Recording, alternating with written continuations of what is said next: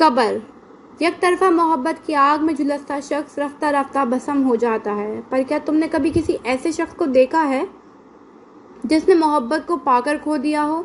अगर नहीं तो फिर मुल्क ऐवान में बने कब्रिस्तान में चले आओ। कब्रिस्तान, जहाँ कदम रखने पर एक ना खत्म होने वाली तारीकी हमारी मुंतजिर है।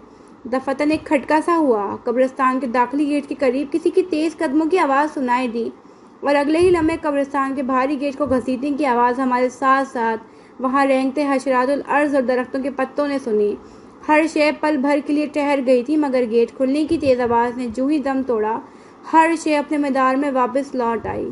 गेट खुलकर बंद हुआ और फिर किसी के भारी कदम कुछ हिस्से में फैली गीली मिट्टी पर अपनी छाप छोड़ते आगे बढ़ते गए।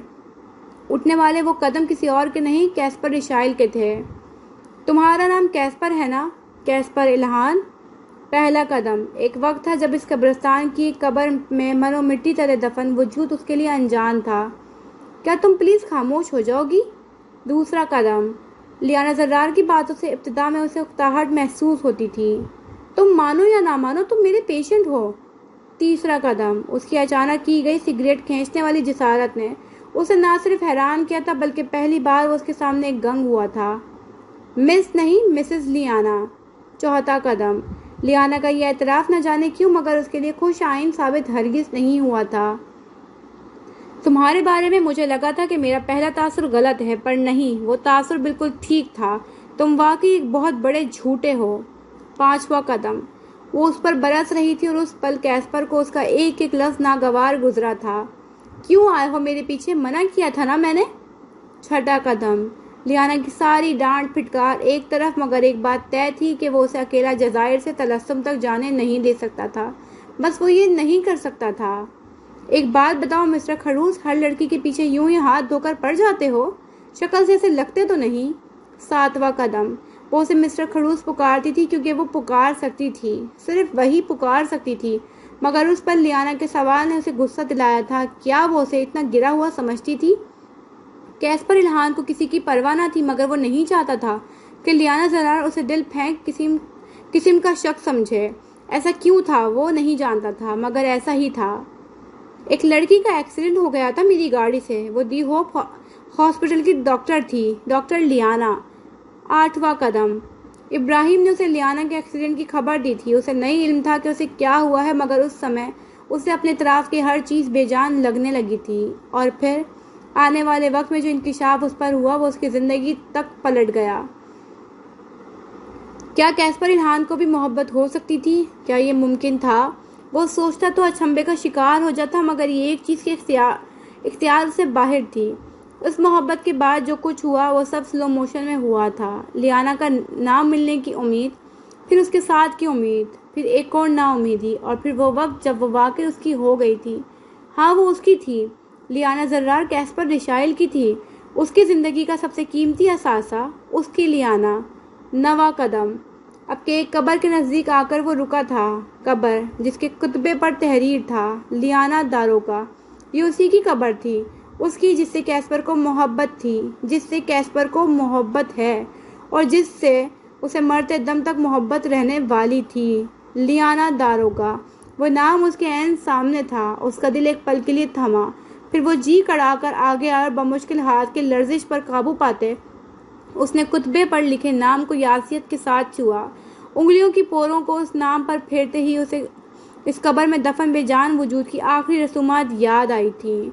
हफ्ता बीत चुका था, मगर जख्म हनूज हरे थे और इनसे खून रस रहा था। काफ़ी देर तक वो यूं ही खड़ा रहने के बाद उसकी कब्र के नज़दीक बैठ गया। दोनों पैरों के ऊपर बाजू रखे, वो सर की पुश्त को कब्र के कुतबे से टिका चुका था। तबीयत अब भी मुकम्मल ना संभली थी। उसका बदन हनूज बुखार से तप रहा था। कब्र के कुतबे से सर टिका उसने आंखें मूंद ली। उसे ये नहीं याद था कि होश संभालने के बाद से अब तक वो कभी रोया हो। कैस्पर रिशाइल ने रोना सीखा ही ना था, मगर इससे पहले कैस्पर रिशाइल ने मोहब्बत करना भी कहाँ सीखा था। उसकी आंखें बंद थी और बाएं आंख के किनारे से इसी पल एक आंसू निकल कर नीचे को लड़कता बहुत आहिस्ती के साथ सफ़र तय करता कि कब्र की मिट्टी पर जा गिरा था। क्या आज से पहले वो इतना बेबस हुआ था? उसने तेजी से आंखें खोल दी। दिल के किसी कोने में तकलीफ हद से सवा हुई थी। अब कि वो आंखें खोले, रुख फेरे, तिरछा होकर उसकी कब्र को देख रहा था। फिर उसने हाथ आगे बढ़ाकर कब्र की मिट्टी पर फेरा। तुम्हें क्या फर्क पड़ता है? बहुत जल्द तुम भूल जाओगे उसे। औरतों की कौन सी कमी है तुम्हें? एक गई तो दूसरी आ जाएगी। उसके अपने भाई का कहा गया लाशऊर में समाया फुकरा पूरी शिद्दत के साथ उसके जहन की स्क्रीन पर फैला और उसने गहरी सांस खींचते अपना हाथ पीछे को किया। मोहब्बत में शिरक नहीं करूँगा लियाना, लोग चाहें कुछ भी कहें। तुम्हें याद रखना है कि कैस्पर इशैल की ज़िंदगी में ना तुमसे पहले कोई औरत थी, ना तुम्हारे बाद कोई आ सकती है। उसके लहजे में खालीपन के साथ साथ गहराई भी थी। अंदाज हमवार मगर कठोरपन लिए हुए था, दिल में उतर जाने वाला ऐसा गमज़दा लहजा जो सुनने वाले को अपने साथ बांध ले, मगर फिल वक्त उसका सामया उसके पास ना था। और यही तो असल जुल्म था। दफातन एक खटके ने उसकी तवज्जो बिखेरी। उससे अपने बहुत नज़दीक एक आवाज़ सुनाई दी, इतराफ में बिखरे हुए कुछ सूखे पत्तों के किसी कदमों में आकर दबने से पैदा होने वाली आवाज़। वो जो कुत्बे से तीक लगाए रुख तिरछा करके बैठा था, अपनी जगह से ना हिला। जानता था आने वाला शख्स कौन है। वो शख्स अब के उसके काफ़ी नज़दीक आ बैठा था। वो किन अखियों से देख सकता था कि वो शख्स अब दुआ के लिए हाथ उठा रहा है। फिर बहुत देर तक वो ज़ेर लब दुआ मांगता रहने के बाद चेहरा पर हाथ फेरता सीधा हुआ और अब के उसकी आंखें नम थीं। दुआ से फरागत के बाद समर ने रुख उसकी जानिब फेरा, जो अब भी उसे नहीं देख रहा था। तुमसे माजरत नहीं करूँगा। बिलाखिर इन दोनों में से एक का कफल टूटा, क्योंकि जानता हूँ तुम मुझे माफ़ नहीं करोगे। समर के लहजे में संजीदगी थी, वो संजीदगी जो कुछ वक्त पहले तक उसकी ज़ात का हिस्सा ना थी। मुझे लगता था हमारे ताल्लुकात बेहतर हो गए हैं, पर शायद मैं गलत था। हम दोनों के दरमियान अब भी बेइंतहा इख्तलाफात हैं। हम दोनों एक दूसरे के उलट हैं। हम भाई होकर भी कभी एक टीम नहीं बन सकते। तौक़ुफ़ किया। चलता हूँ, अगर चाहो तो माफ़ कर देना। कदरे ठहर ठहर कर एक एक लफ्ज़ अदा करता वो चंद पल यूं ही उसके नीम रुख को देखता रहा, फिर उठ खड़ा हुआ। जब और हमेशा की तरह आज एक बार फिर तुम गलत हो। कैस्पर इशैल के पीछे से आने वाली आवाज़ ने उसके कदमों को वहीं जमा दिया। लहू रंग ऐवान की बेरंग सरजमीन, जिसमें सियाह के अलावा पनपता रंग सिर्फ एक था, सुर्ख। कभी मोहब्बत में गुंदे लोगों के दिलों को जोड़ता सुर्ख, तो कभी इन्हीं लोगों के अरमानों का खून करता लहू की तरह बहता सुर्ख।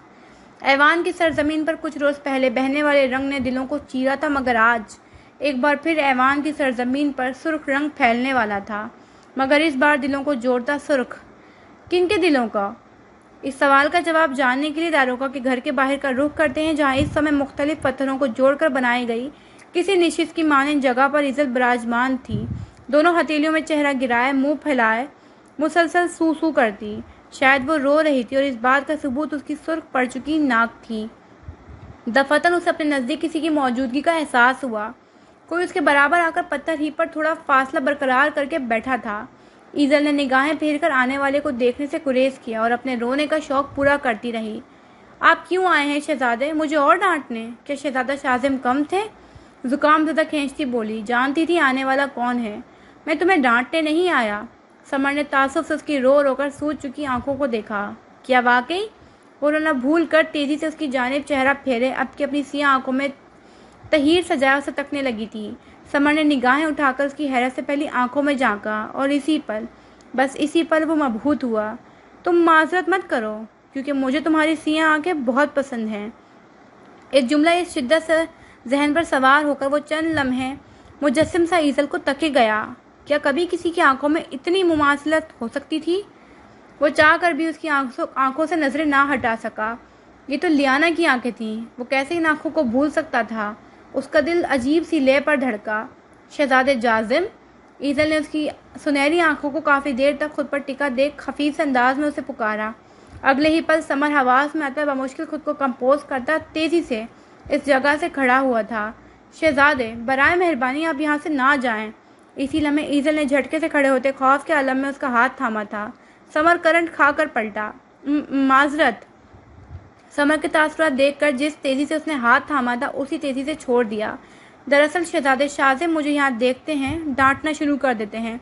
मुझे उनसे बहुत डर लगता है। वो एक बार फिर अपना रोने का काम शुरू कर चुकी थी। अब की आंखों के साथ साथ चेहरा भी सुर्ख पड़ने लगा था। उसके लंबे बाल इस वक्त छोटी में बंदे ना थे, बल्कि कमर पर सीध में गिर रहे थे। समर काफ़ी देर तक बेवजह उसे देखे गया। वो लियाना से बेहद मुख्तलिफ थी। उसने लियाना को कभी रोते नहीं देखा था, ना ही कभी किसी से इस हद तक खौफजदा होते देखा था। लियाना निडर थी, बेखौफ और बेहद समझदार, जबकि ईजल मासूम थी, डरपोक और हर वक्त रोने वाली। बस दो चीज़ें ऐसी थीं जो इन दोनों में मुश्तरका थीं, बेइंतहा सवाल करने की आदत और आंखों का दमकता सियाह रंग।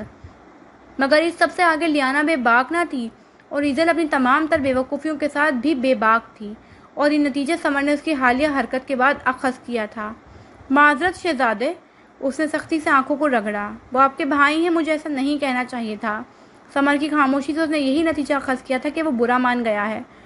तुमसे क्या कहा उसने? उसका शर्मिंदा शर्मिंदा सा अंदाज समर को अच्छा न लगा। वो एक कदम आगे बढ़कर उसके मुकाबिल आया था। पक्का बताऊं, आप उन्हें शिकायत तो नहीं लगाएंगे? वो हर चीज़ फरामोश करके दोनों हथेलियों से आंसू साफ करती, कुछ जोश कुछ हिचकिचाहट से बोली, और उसके बच्चों जैसे लहजे पर समझना चाहते हुए भी मुस्कुरा दिया। एक वक्त था जब वो खुद भी हर एक से ऐसे बचकाना सवाल किया करता था। नहीं बताऊंगा। बहुत दिनों बाद आज वो किसी से इस तरह गुफ्तगू कर रहा था, और शऊरी तौर पर वो जानता था कि ये गुफ्तगू उसे एक दिन एक अंधे का सुकून बख्श रही है। न जाने क्यों। पता है, मैंने शहजादे शाजिम से कैसरा की ताज़ियत की, मगर उन्होंने बहुत रूखे अंदाज में जवाब दिया। वो तेज़ तेज़ बोल रही थी और समर बगौर उसकी सियाह आंखों को देख रहा था। फिर मुझे गुस्सा आया और मैंने उनसे पूछा कि क्या आप कैसरा से भी ऐसे ही पेश आते थे? तो उन्होंने बहुत डांटा। ईजल ने रोनी सूरत बनाई और कहने लगे, मेरे पर्स। उसे लफ्ज़ अदा करने में दुश्वारी हुई। पर्सन, फिर अटकी। हाँ, पर्सनल कहा था उन्होंने। पता नहीं कौन से नल का जिक्र कर रहे थे वो, मुझे कुछ समझ नहीं आया। पूरी बात समर की गोश गुजार करके वो जो आखिरी लफ्ज़ पर अटकी थी, अब के अपना जुमला सोच कर अदा करती, खामोश हुई, और ऐन इसी लम्हे समर की मदम सी हंसी की आवाज़ इतराफ़ में गूंजी। लफ्ज़ नल पर वो बहुत ज़ब्त के बावजूद भी अपनी हंसी काबू ना कर पाया था। ईजल ने पूरा मुंह खोलकर उसे देखा। आप मुझ पर हंस रहे हैं शहजादे? वो खफगी से दोनों बाजू कमर पर टिकाए आंखें छोटी की उसे घूरने लगी। उसने तुमसे पर्सनल्स कहा होगा। समर ने बमुश्किल हंसी रोकी। पर्सनल यानी ज़ाती मामलात। अब के वो मध्यम सा मुस्कुराकर उसके खफा खफा से चेहरे को तक रहा था। ये लड़की बहुत दिलचस्प थी, या इसकी सियाह आंखों के बायस वो समर को ज़्यादा दिलचस्प लग रही थी। अरे हाँ, उसने माथे पर हाथ मारा। उन्होंने यही कहा था, मेरे पर्स। फिर जबान अड़काई। जो भी था, झुंझला कर कहा, मैं दखल अंदाजी मत करूं। तुम्हें उससे लियाना के मुतालिक सवाल नहीं पूछना चाहिए था। वो इस वक्त ट्रॉमा यानी कि सदमे में है। समर ने अपने नरम लहजा अपनाया। पर खैर, अब पूछ ले तो कोई बात नहीं, आइंदा मत पूछना। उसका अंदाज समझाने वाला था, ऐसे जैसे छोटे बच्चे को किसी चीज़ से बाज रखने की कोशिश कर रहा हो। ठीक है, आइंदा ऐसा नहीं करूँगी। वो वाकई मान गई थी, मगर उनका कैसरा से रवैया कैसा था? इतना ही उखड़? क्योंकि ऐवान में तो उनकी मोहब्बत के किस्से बहुत मशहूर थे। कुछ वक्त पहले ही पूरे ऐवान में ये बात फैली थी कि शहजादे शाजिम ने भरे दरबार में कैसरा से मोहब्बत का इकरार किया है। वो इश्तियाक भरे लहजे में पूछ रही थी। दूसरी जानिब लहज फिर के लिए समर कुछ बोल ना पाया। जबान को अल्फाज की कमी सी महसूस हुई थी इस पल। फिर काफ़ी देर की खामोशी के बाद गोया अल्फाज ने उसका साथ दिया था। वो उनका निजी मामला था ईजल, जो लियाना के साथ ख़त्म हो गया। मुझे नहीं लगता हमें किसी की ज़िंदगी में यूँ घुसने की ज़रूरत है। उन दोनों के मुतालिक बस इतना कहूँगा कि उनकी मोहब्बत ज़िंदगी की मोहताज न थी। बात के इख्तिताम पर उसके लहजे में पोशीदा जज्बात की शिद्दत को समझना मुकाबिल खड़ी लड़की के लिए मुश्किल था। क्या मतलब? और वो वाकई नहीं समझी थी। मतलब साफ है ईजल, कैस्पर को लियाना और लियाना को कैस्पर काफ़ी हैं। फिर चाहे ज़िंदगी की डोर उन दोनों की राहें अलग ही क्यों ना कर दे, उनकी किस्मत एक दूसरे से ही जाकर मिलती हैं। उस जहां में ना सही, अगले जहां में वो ज़रूर साथ होंगे। वो एक जज़ब से कह रहा था। ईजल ठहर कर महूल सी उसे देखने लगी। आप कह रहे हैं कि कैसरा से शहजादे शाजिम के अलावा कोई सच्ची मोहब्बत नहीं कर सकता? वो उसके चेहरे का उतार चढ़ाव देखती बोली। हाँ, कोई नहीं। आवाज़ बेसाख्ता मध्यम हुई। फिर एक नज़र उठाकर ईजल की आंखों में देखा। वो आंखें इसे बेखुद कर रही थीं। वैसे आप हंसते हुए बहुत अच्छे लगते हैं शहजादे, हमेशा खुश रहा करें। ईजल ने उसकी सुनहरी आंखों में झांका। समर साकित हुआ। इस पर वो मुकाबिल से कम इस जुमले की तवक्को नहीं कर रहा था। चलती हूँ। दूसरी जानिब वो कहकर आगे बढ़ गई। पीछे समर उसकी नज़रों से गायब होने तक उसकी पुश्त को तकता रहा। फिर बोला, उससे वाकई कैस्पर जितनी मोहब्बत कोई नहीं कर सकता, शायद मैं भी नहीं। आखिरी अल्फाज उसने ज़ेरे लब कहे थे। कुछ था फ़िज़ा में जो बदल गया था। एक कैफियत थी जिसका असर ज़ाइल होने लगा था। एक सहर था जो टूटने लगा था। पर सिर्फ इतना ही नहीं, क्योंकि एक शहर के टूटते ही दूसरा उसकी जगह लेना शुरू हो चुका था। मगर ये सब इतना जल्दी होगा, इस बात का अंदाज़ा शायद शहजादे जाजिम को भी नहीं था। कैस्पर का मसला। ऐवान के जंगल में मुकीम 5 अफराद के लिए इस वक्त वाहिद आसरा दारोगा का घर और इस घर के तराफ का कुछ इलाका था। मगर कोई था इन 5 अफराद में से जो बिना किसी की परवाह किए दिन का बड़ा हिस्सा जंगल में भटकता हुआ गुजारता था। इस वक्त भी दारोगा के घर में मौजूद 2 अफराद के मौजूद गुफ्तगू वही एक शख्स था। शहजादा शाजिम को इस वक्त यहाँ मौजूद होना चाहिए था। मुझे नहीं इल्म आखिर वो क्या चाह रहे हैं। लियाना की मौत का सदमा हम सबको है, मगर अपनी जिम्मेदारियों से भागकर यूं खुद को जान भी खतरे में डालकर बेधड़क जंगल में निकल जाना कहाँ की अक्लमंदी है। दारोगा के लहजे में वाज़ह नागवारी थी। हमें उसे कुछ वक्त देना चाहिए। हाथ पीछे को बांधे पेंडुलियम की तरह यहाँ से वहाँ चक्कर काटते दारोगा की पेशानी भाप कर जर्रार यावर ने उसे शांत करना जरूरी समझा। 2 हफ्ते होने को आए हैं जर्रार। दारोगा ने उनकी जानिब घूमे, जो कुछ देर पहले ही एक तरफ लगे पर्दे के पीछे मौजूद छोटे कमरे से बाहर निकलकर अब उसके नज़दीक आकर रुके थे।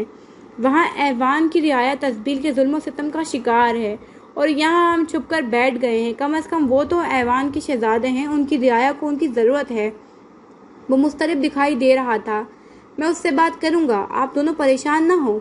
आवाज़ दरवाजे से अंदर आए समर की थी, जो ईजल के साथ बाहर जलाई गई लकड़ियों पर खाना बनाने में मसरूफ़ था और अभी अभी उसे तमाम हिदायत देने के बाद वापस अंदर दाखिल हुआ था। किसी को मुझसे कोई बात करने की ज़रूरत नहीं है। वो लहजा, वो अचानक समाज से टकराता हद धर्जा गंभीर लहजा। वो तीनों बेसाख्ता घूमे, जहाँ समर के नज़दीक दरवाजे के पास अब कोई और भी खड़ा था। दराज का तो हमेशा चाको चौबंद दिखने वाला वो मर्द जिसे इन 2 हफ्तों ने जज्बाती तौर पर बहुत कमज़ोर कर दिया था। कैस्पर? समर ने उसकी जानिब पलट कर अभी कुछ कहना ही चाहा था जब वो तेजी से हाथ उठाकर उसे दरमियान ही में रोक गया। किसी को मुझसे कोई बात करने की ज़रूरत नहीं है, क्योंकि एक बात मैं पहले ही बहुत वाज़ा तौर पर बता देना चाहता हूँ कि मुझे किसी के भी मामले में कोई दिलचस्पी नहीं। वो तमाम सदमे का शिकार हुए। मुझे नहीं फ़र्क पड़ता कोई कैसी ज़िंदगी गुजार रहा है, क्योंकि अब कम अज़ कम मेरा ऐवान में किसी की ज़ात से कोई ताल्लुक़ नहीं है। समर ने चेहरा फेर कर ज़ख्मी नज़रों से उसे देखा। पर एक बात सब कान खोलकर सुन लें कि गौहर की मौत मेरे ही हाथों होगी। बाकी के मामला से मैं खुद को बरी ज़मा समझता हूँ।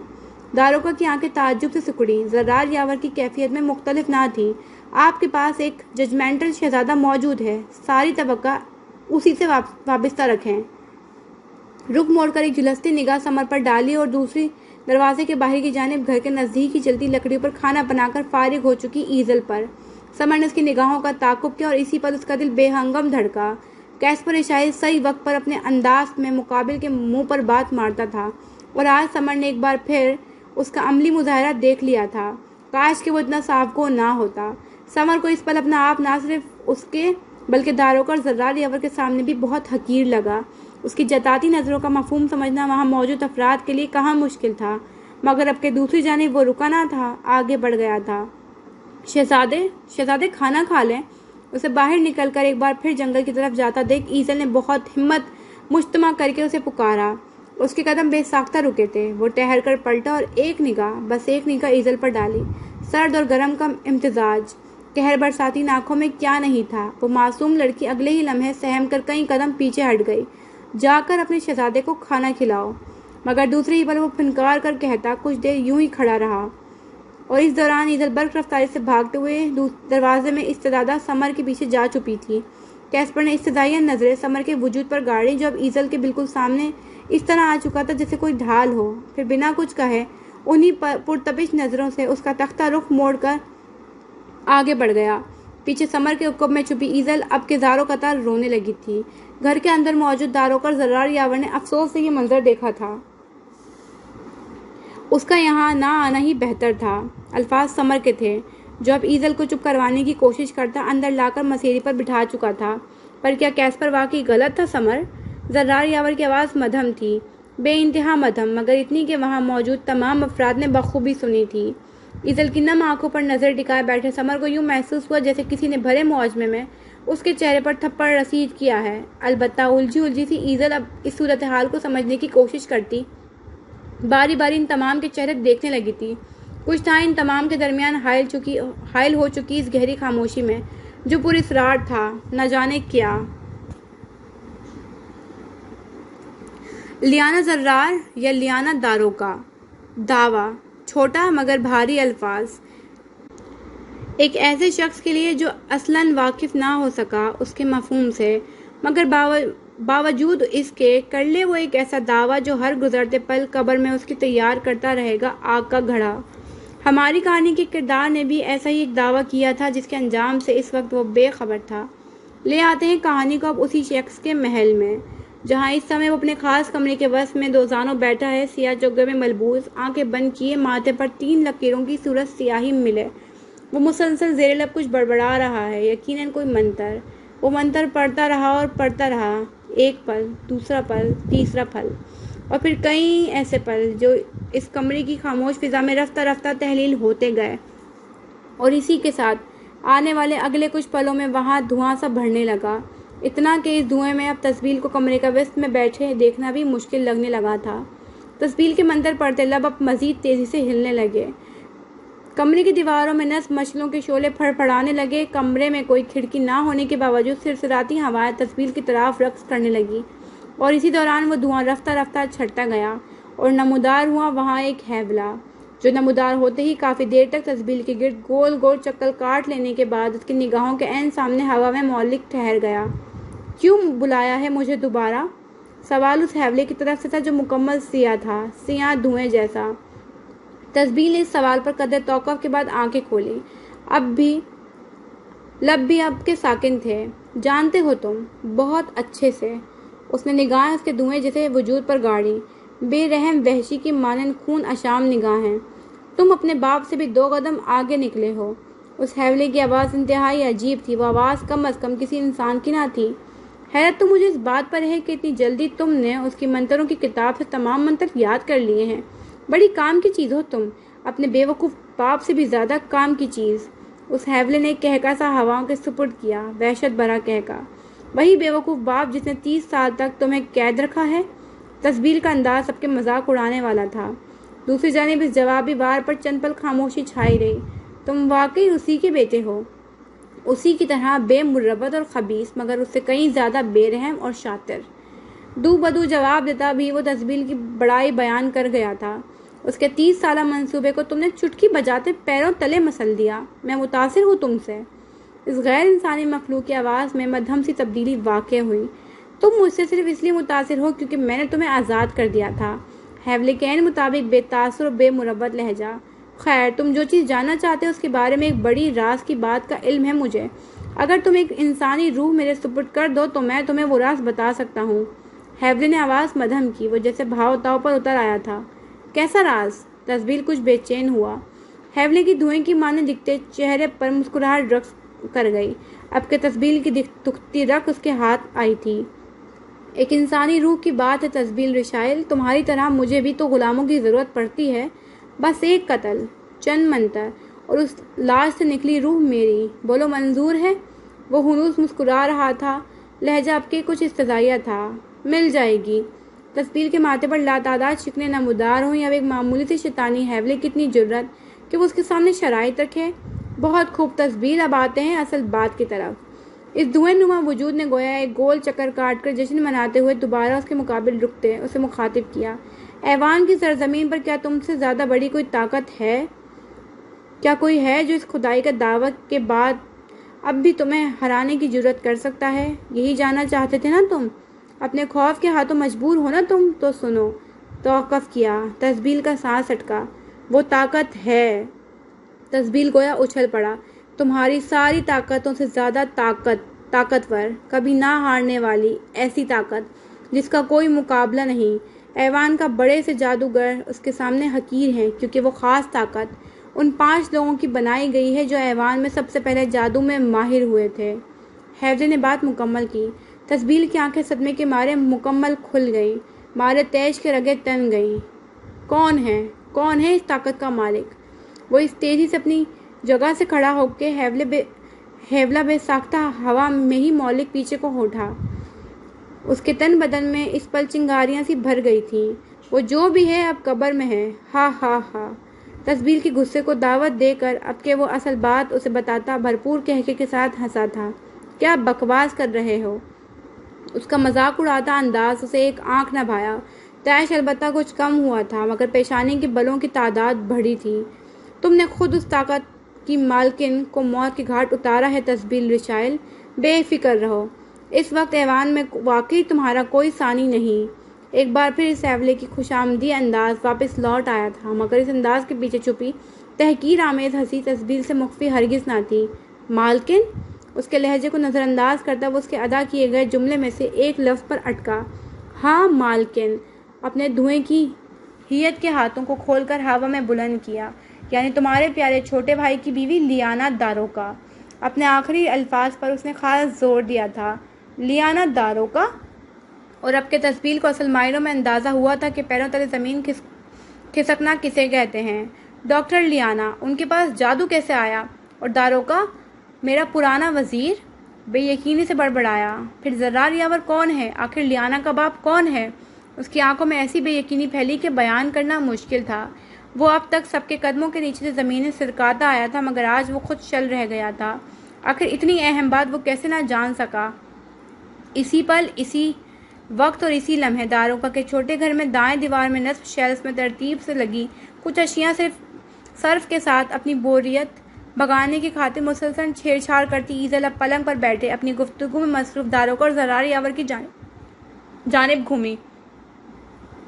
وجہ ان دونوں کی گفتگو کے درمیان آنے والے لیانا کا نام تھا۔ کیسرا کے والد کون ہیں؟ اس کا سوال اس قدر اچانک تھا کہ داروکا اور زرار یاور پل بھر کے لیے الجھ کر خاموش ہو گئے، اور پھر میں توقف کے بعد زرار یاور نے کہا، میں اسی پل داروکا نے بھی کہا، اور اگلے ہی لمحے ان دونوں کی نظریں آپس میں ٹکرائیں، جبکہ دوسری جانب ایزل کے آبرو سوالیہ انداز میں اکٹھے ہوئے، جیسے پوچھ رہی ہو آپ دونوں میں سے کون داروکا ہے اصل باپ؟ زرار یاور نے تکان سے کہا، البتہ پالا اسے میں نے ہے۔ نظریں خود بخود جھک گئی تھیں۔ یہ ذکر ان کے لیے خوشائند کبھی نہیں ہو سکتا تھا۔ میں سمجھ نہیں پا رہی۔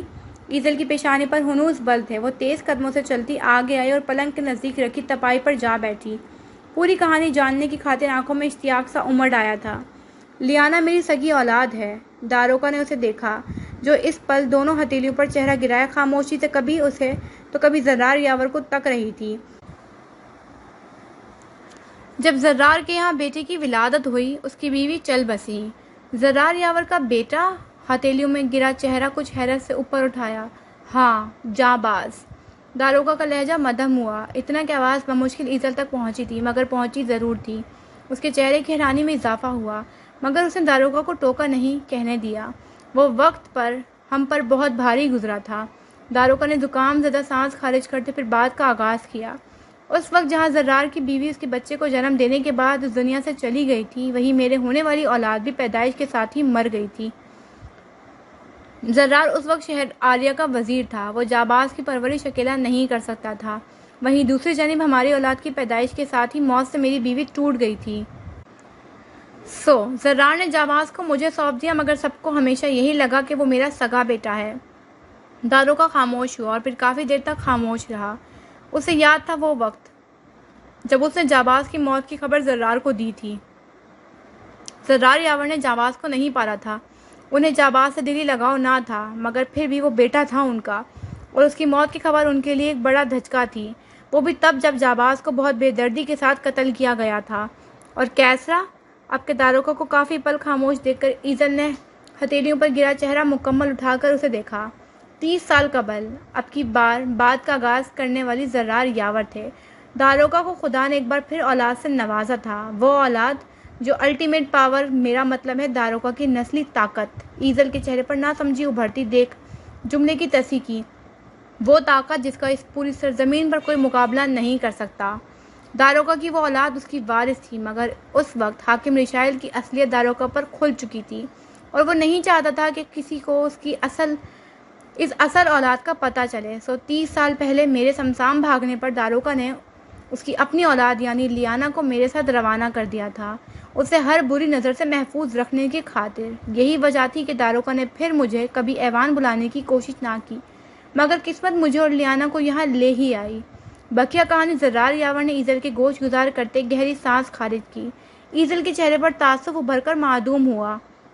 وہ مقابل موجود دونوں اشخاص کے چہرے پر چھائے تاثرات سے یہ اندازہ بآسانی لگا سکتی تھی کہ کیسرا یعنی کہ لیانا ان دونوں کے لیے کتنی اہمیت کی حامل تھی۔ اب اس پل دوبارہ حاکم تسبیل کے محل کا رخ کرتے ہیں، جہاں اس شیطانی حیولے سے پوری کہانی جان لینے کے بعد اب کہ تسبیل مطمئن تھا، جانے انجانے میں ہی صحیح، میں نے اپنی سب سے بڑی دشمن کو راستے سے ہٹا دیا۔ حیولے کے خاموش ہوتے ہی وہ جو کچھ دیر پہلے صدمے کا شکار تھا اب کے خوشگوار حیرت میں گھر چکا تھا۔ میں نے لیانا زرار کو مار دیا، اپنے دونوں ہاتھ پھیلا کر اب کی اونچی آواز میں کہتا وہ گویا خود ہی سے مخاطب تھا۔ اس سرزمین پر واقعی کوئی مجھے ہرانے والا نہیں ہے، میں امر ہوں، میرا کوئی مقابلہ نہیں کر سکتا، میرے خلاف کوئی کھڑا نہیں ہو سکتا، خدا ہوں میں، خدا ہوں میں۔ اس کی آواز تیز سے تیز تر ہوتی چلی گئی، شر چھلکاتی آنکھیں فاتحانہ مسکرائیں اور پھر یکے بعد دیگرے اس نے ایک ساتھ کئی کہکے لگائے، فتح کی کہکے، سرشاری کی کہکے، اپنے انجام سے بے فکر وحشت بھرے خوفناک کہکے۔